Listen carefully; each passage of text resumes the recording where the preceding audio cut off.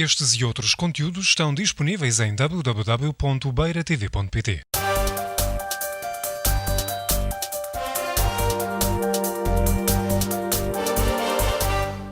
O desafio que aqui se coloca é nós damos também algumas pistas, algumas sugestões sobre que políticas é que podem ser adotadas para o ensino superior no interior. Esse tipo de políticas tem naturalmente a haver uma abordagem daquilo que as próprias instituições podem e devem fazer, as instituições do interior, e eu acho que devemos fazer, gostava de abordar isso na parte final. Penso que não podemos também estar a achar sempre que nada pode ser feito e pode muito ser feito, e ser feito para que nós fiquemos melhores. Mas também há coisas que são os outros que têm que fazer. E quando falo os outros, são aqueles que naturalmente têm, não são do interior, têm também acesso à opinião, têm acesso ao poder e também podem e devem fazer. E eu gostaria, então, de recentrar essa parte, mostrar também um bocadinho qual é o contexto do interior no contexto nacional e depois abordar aquilo que pode ser feito internamente. Vou aqui mostrar algum ou outro slide, pode ser um bocadinho mais acutilante, mas eu gostava de dizer que era exatamente para mostrar essa realidade. E também para dar ao Sr. Secretário de Estado alguns argumentos, porque eu sei que, de facto, sofre, porventura, pressões e sofre também, como aqui foi dito e como aqui nos transmitiu, muitas vezes também há opiniões que lhe chegam que são muito contrárias às opiniões que nós aqui defendemos. Eu quero fazer aqui um ato de justiça com toda a sinceridade sempre de um homem transmontano. Eu gostei muito de ouvir. Posso não ter concordado com alguma coisa. Eu acho que ainda temos um caminho a percorrer, mas gostei muito de ouvir porque, com toda a sinceridade, eu acho que com o périplo que fez, que é um périplo que é notável, que representa também um esforço de disponibilização de tempo pelo país, vai-me desculpar a franqueza, eu acho que o professor aprendeu muito. E ouvi hoje falar de coisas, nomeadamente sobre a importância do interior, que não cinge àquela velha contabilização do número de estudantes, vezes o dinheiro de cada estudante e, portanto, ao impacto económico que podem ter no interior. Mas, sobretudo, essa realidade muito concreta que é o ensino superior no interior é hoje o suporte de massa crítica para haver, de facto, uma consciência social e cultural e uma defesa dessas regiões que, em muitas das situações, seria amputada. E isso, devo dizer, fiquei muito reconhecido por ver essa evolução.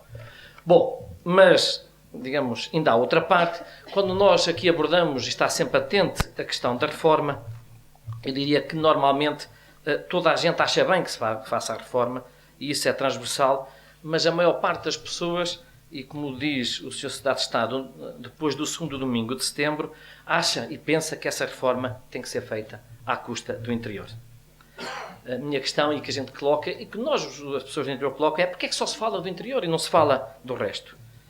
Dá a ideia sempre que o interior é que um problema para o país, o ensino superior no interior é um problema para o país e que não faz parte, como mostrou as pessoas que me antecederam, o colega Morato, o Fontainhas, que nós somos ainda um grande suporte, e de facto, para que haja cada vez menos desigualdade. E esta questão da rede e da importância do interior já foi várias vezes avaliada e foi avaliada pelas entidades mais competentes, não a nível nacional, mas a nível mundial, nomeadamente a OCDE e a nível europeu a EUA. E todas elas defendem de uma forma veemente a importância e a estratégia que representa para o país esta rede de ensino superior no interior. Eu só cito aqui o relatório da OCDE, que refere aqui no ponto 2.56, o relatório de 2007, e que diz que a equipa de revisão reconhece que a discussão acerca da organização institucional é impulsionada em parte por preocupações acerca do futuro do interior e das ilhas. Os objetivos da Estratégia de Lisboa e o Regional em Curso são de extrema importância para o alcance do acesso mais vasto, para que isto não represente uma significativa, esta capacidade não desapareça lentamente e morra. E agora reparem a última frase. Corre-se um grande risco que tal aconteça se o processo não for gerido e deixado às preferências do mercado e dos estudantes. Criar instituições regionais sustentáveis irá requerer abordagens de políticas diferenciadas.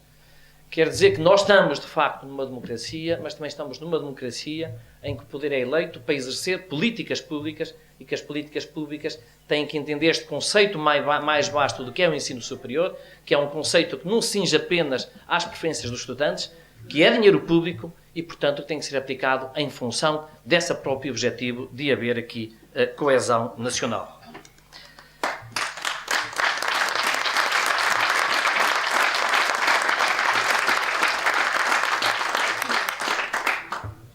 O relatório da EOA, feito o ano transato, veio de uma forma genérica também, digamos, de referir isto aqui, portanto, consolidar tudo isto que está. A mim o que me surpreende é que, eu acho bem, nós temos que caminhar no sentido de fazer coisas e reorganizar aquilo que há que organizar, mas é que nós nunca valorizamos estes estudos. Nem o da OCDE, nem o da EOA, e vamos querer, embora sejam estudos feitos ao mais alto nível. E agora até já se quer fazer um estudo só nacional. E a sensação que eu tenho é que estes estudos não servem porque não dão aquilo que as pessoas querem. Ou seja, aquilo que os abastados do ensino superior gostariam que dessem. E, portanto, isto é quase como uma estatística. Vão-se massacrar tantos estudos até que haja um estudo que dê aquilo que se quer que dê. E essa parte eu penso também que não quer evitar e que nós devíamos valorizar. Bom, eu agora gostaria só, sei que o meu colega Morato já mostrou, mas gostaria só de realçar alguns aspectos aqui sobre o que é que custa então a rede de ensino superior e o que é que custa nesse contexto. Enfim, representando todas aquelas missões que eu não vou referir porque foram muito bem referidas pelo Sr. Secretário de Estado e, portanto, não preciso de acrescentar nada referente a essas missões. Há aqui uma divergência entre mim e o Morato, ele tinha 16, eu tinha 17, deve ser por causa da questão dos 30 milhões, mas, digamos, isso não é agora relevante. E, portanto, se nós somarmos todo o interior, eu estou a incluir as 3 universidades e estou a incluir também os 7 politécnicos. Representamos 17,7%. Reparem que agora há ali uma universidade que se juntou, a Universidade de Lisboa, que está ali, que representa em si 17,1%. Ou seja, todo o interior, 10 instituições, representa a mesma coisa que uma só universidade em Lisboa. E se somarmos todas as instituições de Lisboa, a Nova, o ISCTE, mais o Politécnico de Lisboa, mais as escolas não integradas, representam 30,7%. Ou seja, nós só representamos metade de Lisboa. Todo o interior é metade da capital e, portanto, não me parece que isso seja um fardo para o país. Eu gostava também de mostrar aqui, quando se fala algumas vezes acerca da opinião pública e da maneira como é que as pessoas encaram, há pessoas também que encaram, e a maior parte delas encara isto de uma maneira muito diferente. Eu gostava de ver isto, não foi logo no segundo domingo de setembro, mas foi passado pouco tempo, um artigo de uma pessoa que eu não conheço, mas que li, e que ele põe o dedo nesta tónica, que é: Portugal precisa decidir se pretende o interior despovoado ou não, se pretende o interior qualificado ou não, se pretende reter e formar jovens no ensino superior no interior ou não, se acha que é demasiado garantir no interior 10 mil vagas no sistema público, com cerca de 20% da oferta nacional e equivalente ao número de vagas das 3 universidades, Clássica, Técnica e Lisboa. Até há aqui uma coisa engraçada. Nós temos o mesmo número de vagas que as 3 universidades, mas só temos o orçamento correspondente à Universidade de Lisboa. Portanto, até representa, digamos, um custo menor por aluno para o próprio país. E, portanto, isto aqui centra-se numa questão que eu gostava também de frisar. Ou seja, o país tem que ter políticas públicas. E políticas públicas sobre aquilo que acha ou não que deve fazer. E esta pergunta está centrada aqui nesta questão. E sobre, então, o que é a missão do ensino público? Que a missão do ensino público não é só ensinar. Claro que nós podemos falar nas preferências dos estudantes, mas as preferências dos estudantes também nós podíamos aqui equacionar que neste momento devíamos estar a aumentar as vagas de medicina para o dobro ou as vagas de arquitetura para o triplo, porque são também as preferências dos estudantes que as próprias famílias têm. E, portanto, nós temos que centrar, eu volto a referir, aquilo que são e aquilo que é a necessidade de implementar as políticas públicas. Reparem que também não é fácil dizer a um jovem de Bragança ou de Porto Alegre que não pode ficar em Bragança a estudar economia, como disse o meu colega Morato, ou não pode ficar em Porto Alegre a estudar direito. E esse jovem, resultado também da própria realidade do país, e eu percebo, porventura, não haveria possibilidade de pôr uma faculdade de direito em todas as capitais de distrito, mas esse jovem e a sua família também têm que perceber que o país, em função dessas políticas que tem, da política educativa, da política pública, que não pode ter isso. E esse jovem vai ter também que migrar para outra cidade. Portanto, eu penso que isto tem que ser visto num contexto global e, portanto, perceber também que, em função das políticas públicas, muitos jovens também terão que migrar do litoral para o interior, porque essa é a necessidade que corresponde à realidade do país e àquilo que os contribuintes do país devem ter para ter essa própria política. Bom, mas agora a questão que se coloca é se o interior não pode e não deve fazer nada em termos da própria reorganização da rede e da oferta formativa. E eu acho que pode e que deve. A primeira pergunta que se coloca já foi aqui várias vezes respondida, é porque é que o país necessita de fazer uma reforma a este nível? Porque é que é necessário? Na minha perspectiva, eu acho que ela é necessária, sobretudo em duas situações, porque é uma questão de sustentabilidade financeira do próprio sistema de ensino superior. Não nos podemos aliar desta questão, o país está-nos sempre a pedir contas, e outra, penso que é essa reforma necessária para a obtenção de ganhos de dimensão. Na questão financeira, perdão uma expressão, os pobres não podem dar muito. Portanto, não vai ser os 17, tal por cento ou 16% do interior que pode contribuir muito. A gente pode ainda fazer um esforço, mas não vai ser à custa dos pobres. Eu costumo dizer, infelizmente, até para falar da qualificação dos portugueses, que não é àqueles que não têm qualificação e que só ganham o salário mínimo que o país arranja e cobre impostos para poder sair da crise. São aqueles que conseguem gerar maior riqueza. E, portanto, não é à custa do interior que vai ser possível gerar aqui grandes recursos. E, portanto, aí o perigo de quando se fala na reforma está sempre a pensar que, enfim, aquilo... Olha-se para aquele interior, fecha-se ali meia dúzia de instituições, fecha-se ali umas dezenas ou centenas de cursos e fica resolvido o problema da sustentabilidade do ensino superior. Não fica, porque nós, o que despendemos aqui é cerca de metade do que já foi reduzido nos últimos anos do orçamento para o ensino superior. E convém ter isso aí em realidade. Bom, o que nós todos achamos é que Portugal necessita de mais alunos qualificados e, sobretudo, e reparem, a vinda desses alunos não representará nunca um custo, mas um proveito.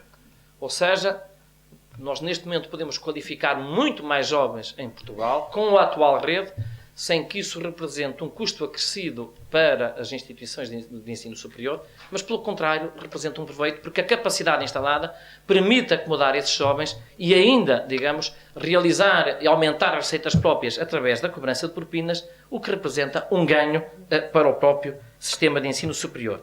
Eu penso que a gente ainda poderia dar alguma coisinha depois para a Ministra das Finanças com esse ganho, para se conseguíssemos, de facto, efetuar esta situação. É que a continuar esta situação que nós temos atualmente, e eu vejo que esta situação irá mudar e fico satisfeito, eu diria que nós teremos cada vez mais incultos e estaremos cada vez mais pobres e com menos financiamento. A grande questão, então, que se deve colocar ao país, penso, é como é que, mantendo a atual rede de instituições, que neste momento muito poucos contestam, e com os atuais recursos que o país pode disponibilizar, como é que nós poderemos qualificar mais portugueses? Eu penso que esta é a grande questão que se coloca ao país. O país tem uma determinada disponibilidade de recursos financeiros. O país hoje, na sua maioria, feito o grande esforço que nós temos feito sentir, percebe que é essencial manter na essência esta rede. Então, como é que nós poderemos, de facto, fazer isto? E eu aqui peço desculpa, mas eu, antes de fazer as mudanças, eu procurava perceber para que é que são feitas as mudanças. Às vezes nós achamos que só aquilo que dá adrenalina é que é algo que é bem feito. E eu penso que antes temos que procurar o que é que nós queremos fazer, de facto, de que maneira é que nós queremos evoluir e, em função disso, analisar o que é preciso fazer. E eu estou a referir, com toda a frontalidade, à questão se deve ou não deve fazer fusões, se isso é bom ou não é bom. E eu acho que isso nunca se discute, o que é que nós queremos fazer com as fusões. E depois de perceber o que é que nós queremos fazer com isso, o que é que nós queremos fazer com mudança, aí é que eu começo a perceber se vale a pena fazer ou não vale. E eu, neste momento, com aquilo que eu acho que são as missões para o ensino superior no interior, não encontro necessidade de o fazer, pela perda que a própria fusão faria, e não é uma questão de rivalidade entre cidades. Eu e o meu colega Fontainhas percebem que temos, neste momento, as maiores colaborações, que eu já vou referir, só para dar alguns exemplos. Mas haveria sempre o receio, num processo de fusão, fosse conotado com outra situação, de que se houvesse um decréscimo, uma incapacidade de defesa da nossa região, isso seria devido a esse processo e, portanto, haveria uma incapacidade e um dinamismo que não existiria na própria instituição para fazer a defesa de Bragança. Pode dizer que Bragança tem feito um esforço enorme Tem, por exemplo, mais de 1000 alunos em sedes que consegue captar e vai captar em todas as regiões. E isso é fruto também da força e do voluntarismo de manter essa instituição viva. Agora, podemos perguntar ao contrário. O que é que nós desejamos que aconteça no interior? E a mim parece-me que isso pode ser feito através de parcerias, através de consórcios.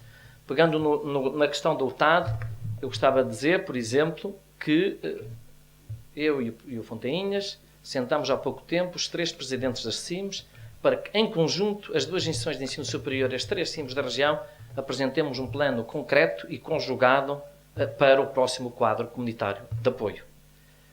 Nós temos um plano de investigação também conjunto a esse nível e, portanto, aqui estamos a competir, a colaborar. Podemos competir noutras situações, isso faz parte. Hoje, a visão moderna destas evoluções é o binómio da competitividade e, ao mesmo tempo, da colaboração. Podemos pensar, e acho que faria todo o sentido, que nas áreas onde é que o Politécnico tivesse falta de docentes e a UTAD possa ter também excesso de docentes, porque em vez de eu estar a contratar e honorar os cofres do Estado, podemos pensar, de facto, numa colaboração a esse nível. E eu gostava de dizer também, para lá da colaboração entre o Politécnico de Bragança e a UTAD, que passa também, como o meu colega Fontinhas falou, por exemplo, de nós olharmos para a região e vermos o que é importante em termos de cidades da região e, neste momento, fazemos uma colaboração conjunta para a implementação de ensino em Chaves, que terá de ser feita em conjunto pelas 2 instituições. A mesma coisa que se passa com os Politécnicos do Norte, com o qual nós temos um consórcio e um consórcio relevante. Eu devo dizer que, neste momento, nós temos já uma formação de mestrados, de 7 mestrados em conjunto. Por exemplo, aconteceu o seguinte, aconteceu que o Politécnico do Cábado tinha excesso de alunos para cursos de expressão tecnológica, Bragança tinha possibilidade e as famílias aceitaram isso bem. O Politécnico do Cábado comunicou aos estudantes que não tinha possibilidade, mas que em Bragança havia essa possibilidade e vários alunos vieram então daquela região para a região de Bragança. E, portanto, isto demonstra aqui uma colaboração existente, apenas uma capacidade de colaboração existente entre estas instituições. Bom, relativamente à parte interna, eu devo dizer que nós também acho que devemos fazer alguma coisa. Há aqui um problema, de facto, de cursos com menos alunos, que eu acho que será um perigo que nós andemos agora constantemente a fechar cursos por terem poucos alunos. Alguns podem ser fechados, mas temos que manter uma oferta cooperativa, uma oferta formativa coerente. Até porque corremos o risco de agravar cada mais aquele problema, que é, em Porto Alegre só vai haver engenharia mecânica e em Castelo Branco só vai haver engenharia eletrotécnica. Temos mais umas vezes as famílias do interior a ter que migrar para outros sítios e, portanto, a pagar esses ónus do país de não ter essa capacidade acomodativa.